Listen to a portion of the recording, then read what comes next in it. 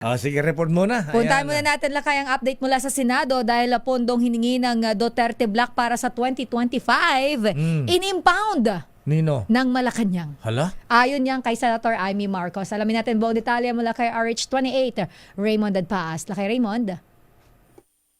Elaine at Mayor, kinwestiyon ni Senador Amy Marcos ang ginagawang pang-iipit ng Malacanang sa mga budget na hiningi ng mga miyembro ng Duterte Black sa Senado na kanyang kinabibilangan.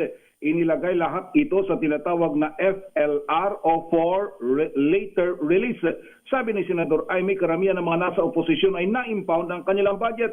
Paliwanag ng Senador, karamihan sa mga ito hiningi din ng iba't ibang mga departamento noong nakarang budget season, kaya't hindi matatawag na insertion ng mga mambabatas.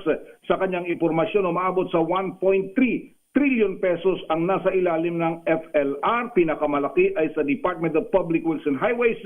Ngayon na buwan ng Agosto ay nakatenga pa rin ang mga ito kahit na meron ng Special Allotment Order o SARO mula sa BBM. Pakinggan natin ang pahayag ni Senador Amy Marcos.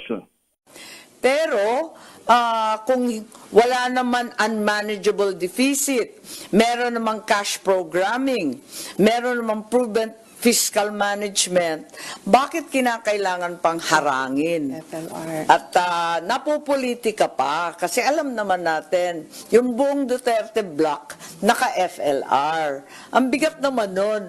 Ang balita, may SARO na, andyan na sa iba't ibang department, wala nang magawa yung DBM, pero nakatenga sa mga departments.